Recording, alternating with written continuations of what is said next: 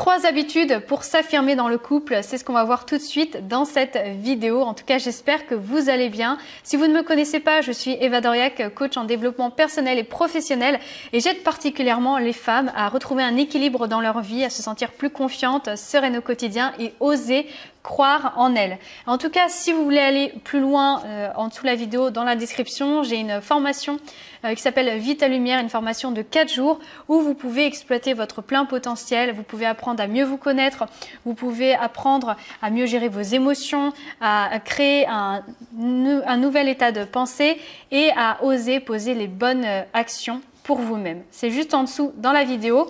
Et si tous ces sujets vous plaisent autour du développement personnel, professionnel, autour de la femme tout simplement, je vous invite à vous abonner à ma chaîne YouTube pour ne rien louper.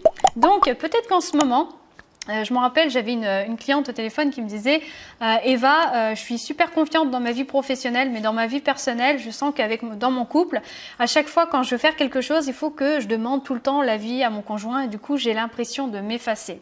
Alors peut-être que vous aussi, ça vous arrive en ce moment, peut-être que voilà, le temps est passé dans votre couple et vous êtes peut-être trop reposé sur votre partenaire et peut-être que vous en souffrez peut-être en ce moment et peut-être que aussi votre partenaire en souffre parce qu'il a l'impression que vous ne prenez pas assez votre place, que vous ne prenez pas assez les devants. Donc, je vous invite à prendre des petites notes et sachez en tout cas que ces habitudes-là que je vous partage, c'est des habitudes qui sont vraiment basées sur ma propre expérience de vie, de relation, de couple.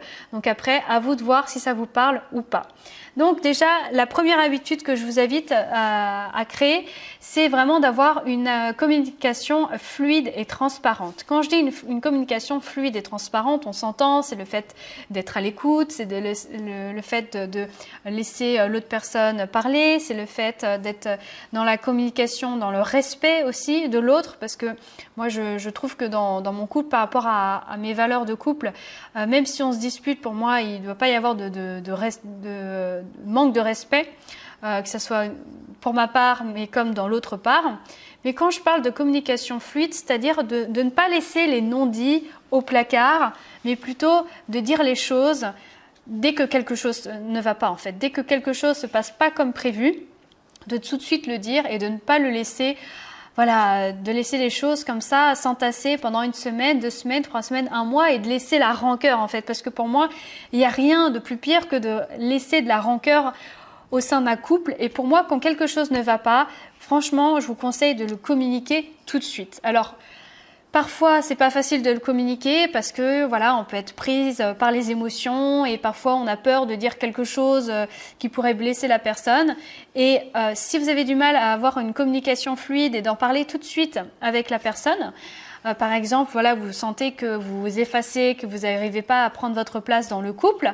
Si pour vous c'est difficile de montrer votre vulnérabilité et de le dire à votre partenaire, il y a une chose que j'ai faite et vraiment qui est hyper intéressante, c'est d'écrire une lettre en fait.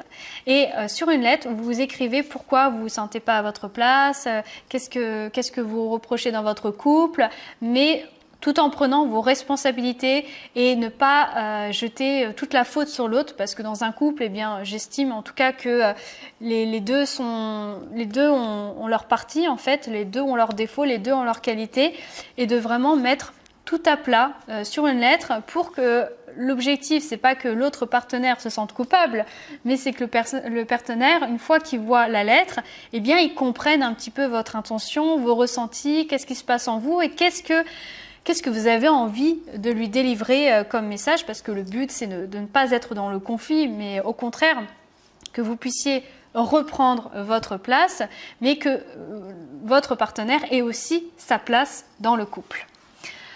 Et puis il y a une citation aussi, je vous invite pourquoi pas à créer des citations en couple pour solidifier votre couple et pour oser prendre votre place des deux côtés. Moi, il y a une citation qu'on a avec mon conjoint, c'est que à deux, les rêves deviennent réalité. Donc pourquoi pas aussi créer de nouvelles croyances dans votre couple par des citations. La deuxième habitude que je vous invite à faire, c'est se poser les bonnes questions. Pas forcément poser les bonnes questions à votre partenaire, mais vous poser les bonnes questions à vous-même. Par exemple, moi, au début de ma relation avec mon conjoint, c'est vrai que je me reposais pas mal sur lui. J'en avais plus ou moins conscience. Mais pour moi, c'était OK. Sauf qu'à un moment donné, je me sentais un peu frustrée dans cette relation parce que j'avais l'impression que je prenais plus ma place de femme. J'avais presque même perdu confiance en moi. Et j'avais besoin de reprendre en fait cette place de femme dans mon couple. J'avais besoin de reprendre des décisions. J'avais besoin de reprendre des choix sans demander tout le temps l'approbation, sans demander tout le temps l'avis et en faisant mes propres choix tout simplement en fait. Donc, se poser les bonnes questions, c'est quoi? En fait, il faut savoir que quand il y a quelque chose qui nous frustre, quelque chose qui ne va pas dans notre vie, il y a forcément un bénéfice en fait. Quand on reste dans une situation confortable, il y a toujours de l'inconfort un jour qui peut se créer. Et quand on reste dans une situation aussi inconfortable, eh bien, on a tendance à rester dedans parce qu'on a peur de l'inconnu, on ne sait pas ce qui va se passer. Donc, la question que je vous invite à vous poser, c'est quel est le bénéfice pour moi de cette situation qui me rend malheureuse? Je sais que c'est une question assez paradoxale, mais déjà ça va vous permettre de mettre plus de conscience pour savoir pourquoi vous n'osez pas prendre votre place dans ce couple. Quel est le bénéfice pour vous de ne pas prendre votre place dans ce couple? Et puis aussi, ce que vous pouvez vous dire, c'est comment je peux changer ça? Comment ça peut être mieux que ça? Et après, à vous de voir tout ce que vous pouvez mettre en place pour oser prendre votre place. Ensuite, la troisième habitude que je vous invite à faire, c'est de savoir dire oui, mais aussi savoir dire non dans un couple.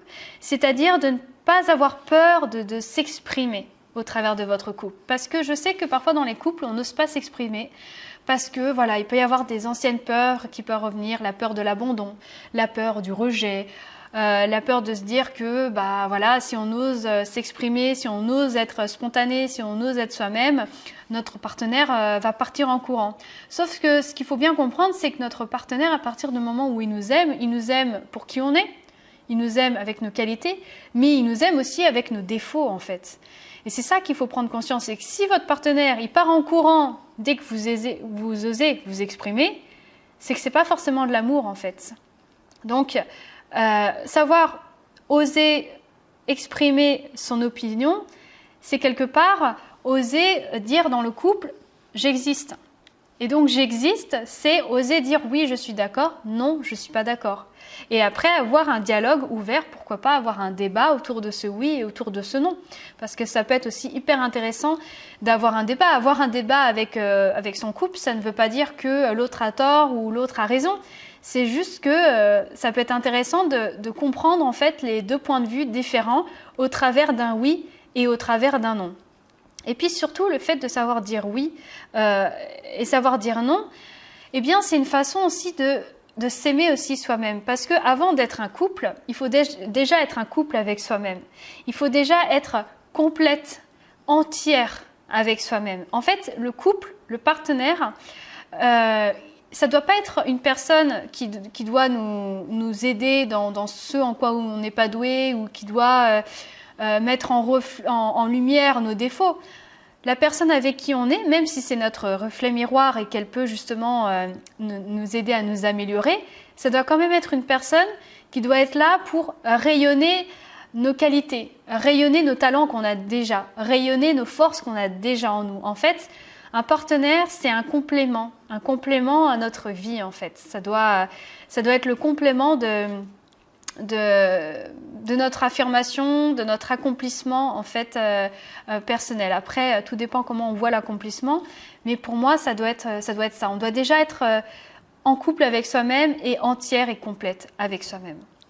En tout cas, j'espère que cette vidéo vous a plu. N'hésitez pas à mettre un petit pouce bleu si elle vous a parlé. Si vous avez d'autres questions au niveau de l'amour, du couple, alors je ne suis pas experte dans ce domaine, mais pourquoi pas, n'hésitez pas à me poser des questions en commentaire. Je me ferai un plaisir d'y répondre et pourquoi pas, je ferai d'autres vidéos sur ce sujet ou sur les relations en général.